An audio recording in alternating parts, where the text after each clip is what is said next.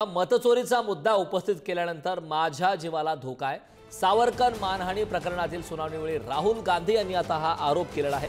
राहुल गांधींचे वकील मिलिंद पवार यांच्याकडून पुणे कोर्टात या संदर्भात लेखी निवेदन सुद्धा देण्यात आले। राहुल गांधींच्या वैयक्तिक सुरक्षेबाबत निवेदनातून चिंता सुद्धा व्यक्त करण्यात आली। तर आपण मागच्या काही दिवसांपासून पाहतोय राहुल गांधी यांनी निवडणूक आयोगावरती आक्षेप घेतला आहे। त्या प्रकारे एक पत्रकार परिषद सोबतच डिजिटल पीपीटी प्रेझेंटेशन सुद्धा राहुल गांधी यांनी केलं आणि त्यानंतर आता माझ्या जीवाला धोका आहे। सावरकर मानहानी प्रकरणातील सुनावणीवेळी राहुल गांधी यांनी हा मोठा आरोप केलेला आहे।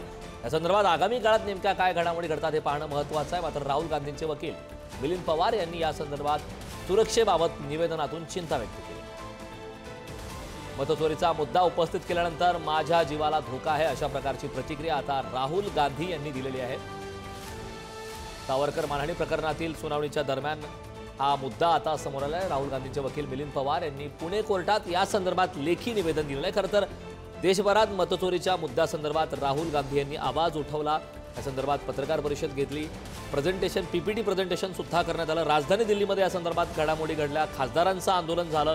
निवडणूक आयोगाच्या विरोधात खरं तर निवडणूक आयोगाच्या कारभारावरती राहुल गांधी यांनी आक्षेप घेतला, मतचोरीचा मुद्दा पुढे आणला आणि त्यानंतर आता राहुल गांधी यांनी आपल्या सुरक्षेबाबतचा मुद्दा उपस्थित केलाय। मतचोरीचा मुद्दा उपस्थित केल्यानंतर माझ्या जीवाला धोका आहे असं यावेळी सांगण्यात आलं। सावरकर मानहानी प्रकरणातील सुनावणी सुरू होती आणि त्या सुनावणीच्या वेळी राहुल गांधी यांनी हा आक्षेप घेतलेला आहे। राहुल गांधींचे वकील मिलिंद पवार यांच्याकडून पुणे कोर्टात या संदर्भात लेखी निवेदन देण्यात आलं।